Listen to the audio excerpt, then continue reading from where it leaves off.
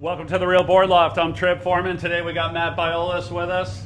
Actually, he's got us with him. We're in the shaping room here at Lost, and we are going to be looking at the original puddle jumper with the Dash 25 tweaks. We're stoked to see this board come back. Over the years, the original puddle jumper became more and more high performance, and more and more tweaks. It became more and more shortboard E. Yeah. Not full shortboard, obviously, but it's nice to see a version going back to the roots that is truly grovel oriented, but obviously it's got some tweaks. So Matt, talk with us about what's going on with the original puddle jumper 25. Yeah, the puddle jumper, I mean, like you said, it evolved into the puddle jumper HP and the puddle jumper Pro. We did round tails, and then every year we sit around, we're like, oh, we need a groveller, we need a groveller. We already got the world's greatest groveller, the puddle jumper, but it just kind of was on the back burner the last half decade or more.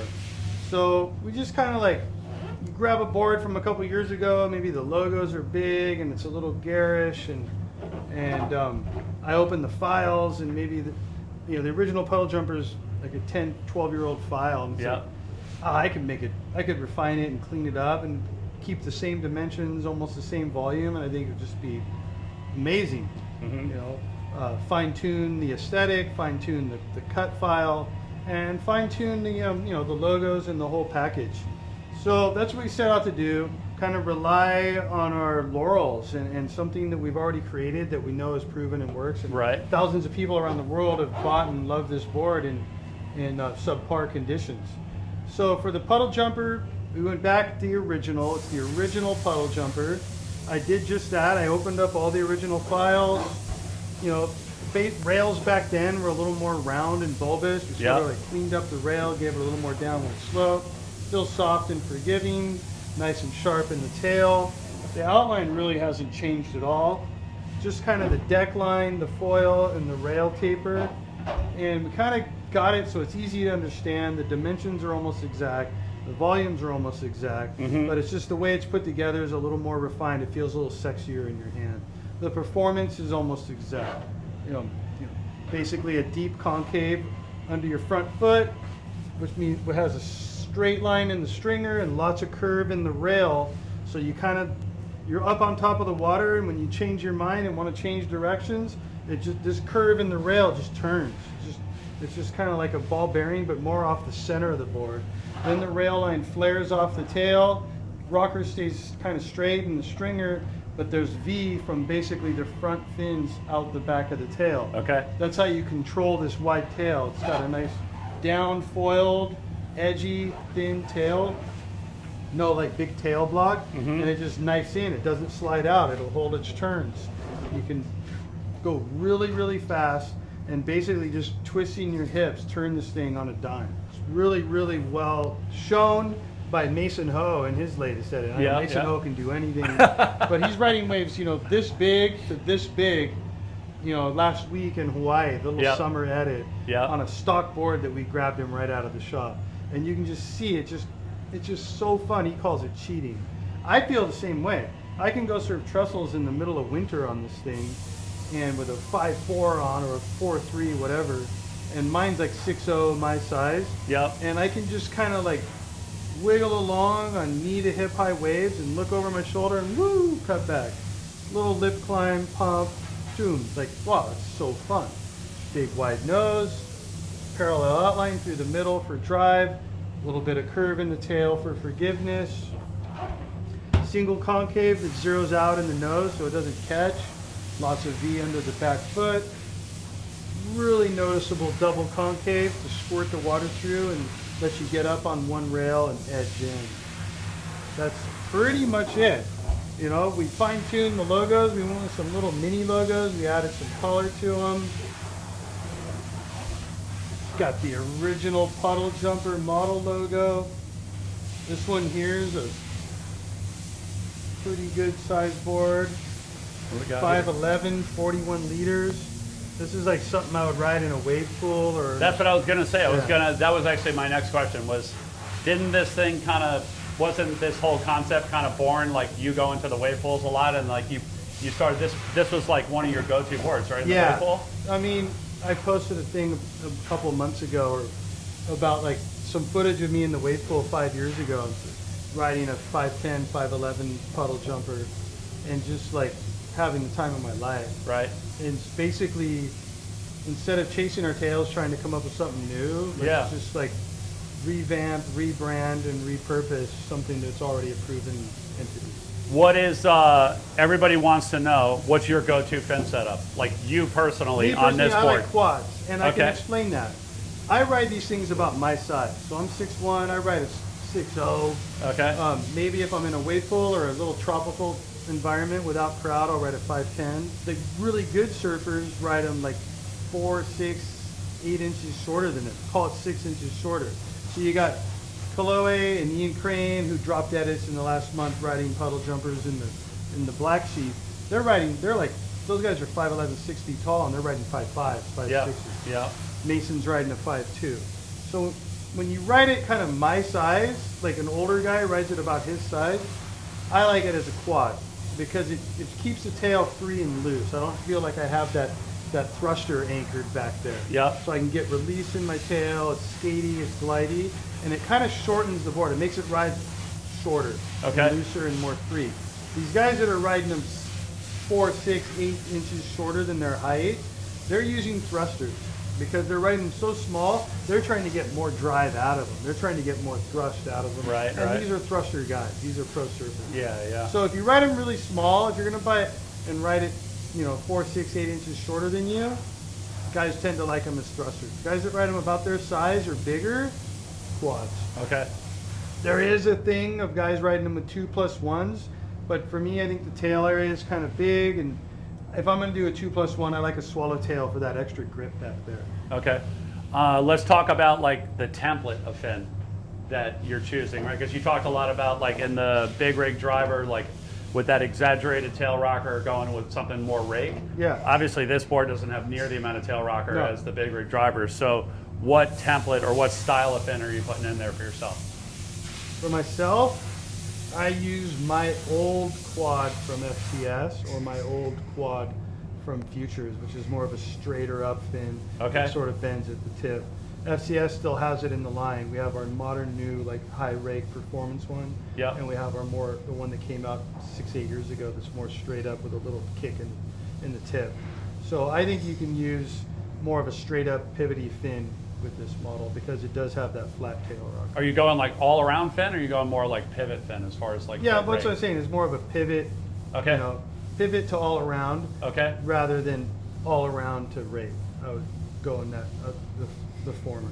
The other feedback that we've gotten, whether it be the original puddle jumper or every variation up until now, is people are just blown away like on the range of the board. They get used to it, obviously, because they're small waves every day. But then when they get a swell, they're always like, I can't believe that this thing still holds in. Like, why is that this board holds when other grovelers just start exploding? There's a couple things. One is the foil in the deck of the tail. It doesn't have like a big thick blob. It foils downward.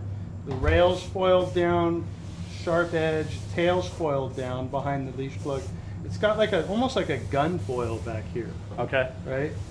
So that's sexy, gun foil. It's almost like a little gunny foil back there. It's kind of a 70s thing. It tapers downward. It really knifes in. 2, you have V all the way up into the front fins. So you can stand back over these fins and roll that V in and knife that sharp tail, and it's going to hold. Also, the concave pretty much disappears in the forward 18 inches of the board.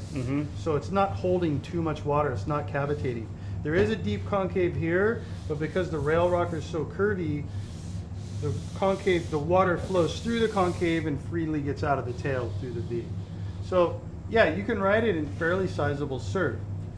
Is it designed for that? No. Is it capable? Yes. So this is also a pretty soft rail blending through that high arc of the rail rocker in the center, so you can roll it under. There's a lot of reasons, but those are the primary. Yeah, that's good to hear that that's still in there, because that's just something that people absolutely rave about, is that they can literally ride it in a lot of places as their only board. Yeah, why not? Let's talk about alternative constructions. Obviously right here we have Puddle Jumper 25 in Black Sheep. This one's black sheep. Yep. We rolled this out in the spring in conjunction with poly. We made the black sheep available first.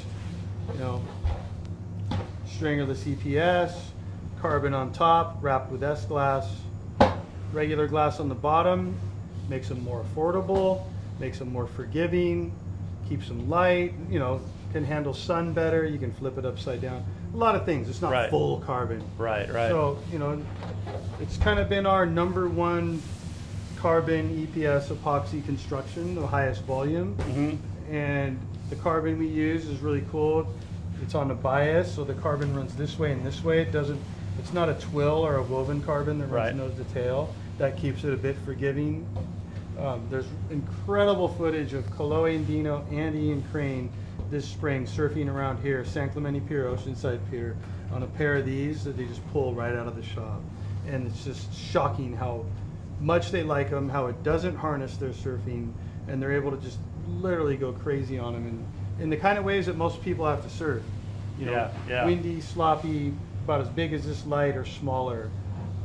And the lightweight, the fast reaction of the flex under the carbon, it all combines to make a really playful board. And like I said, if you're riding them big, like guys like us, and you're riding a bulky board, 42, 43 liters, when you do them in epoxy, they're a lot easier to throw. They're a lot lighter. You pay more for them, but you get a really crazy good weight to strength ratio, and the performance in small surf is noticeably more playful and better. And then also, I'm assuming that the deck is going to hold up. The deck holds up pretty darn good. Yeah.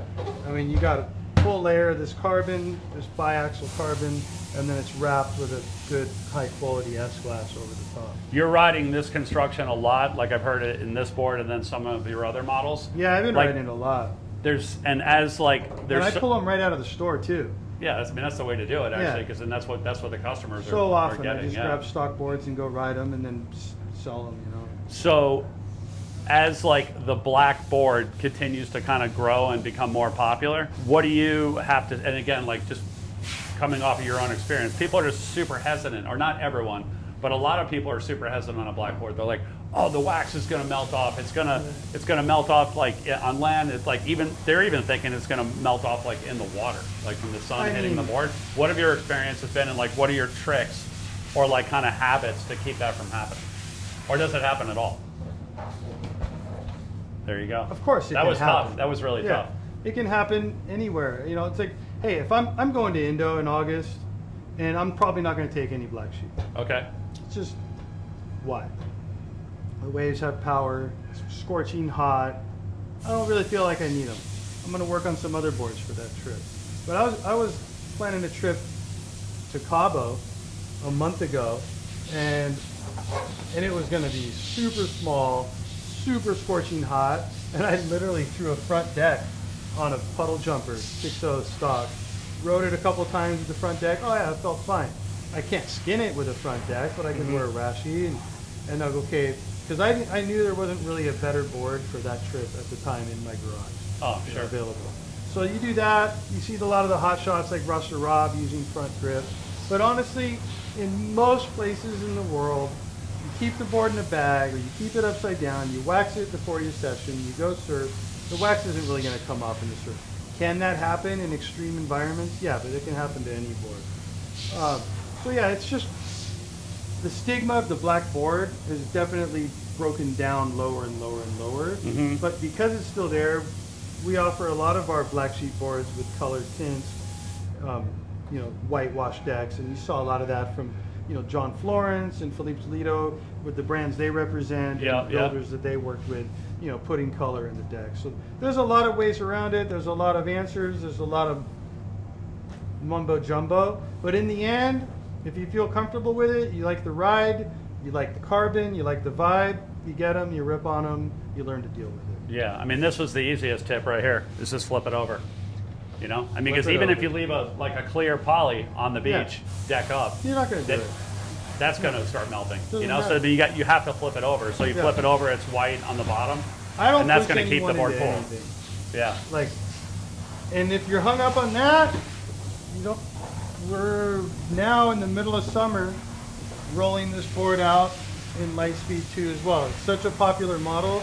We have it in poly, we have it in black sheep, and we're just rolling it out in Lightspeed 2. Okay. And this thing, you don't have a problem with the sun with Lightspeed 2.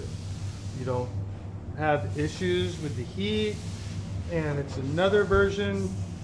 If you're not a carbon guy, this is a carbon neutral version of composite EPS epoxy. I'm sure you've ridden both in this model. You've ridden Black Sheep and Lightspeed 2. Let's talk about the difference in the performance between these two boards that you feel. I haven't ridden the exact same board in both builds. Okay. I've been riding both builds, but I'm all over the map with different boards, different constructions. That said, Lightspeed 1 was already a little more forgiving, a little more damp, a little more mellow of a feel under feet than Black Sheep for the last 5 years. Yeah.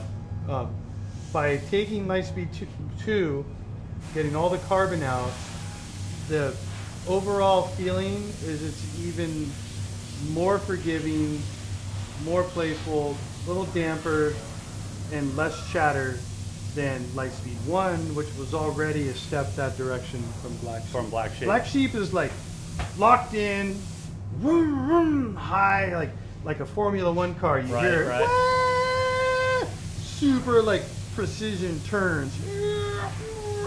You know, spread your legs a little more, drop your butt, go for the ride. Ride that board. And it gives back. What you put in, it gives back. These boards are a little more forgiving, a little more playful. You can kind of just stand there, relax. Woo, it's playful, it's springy.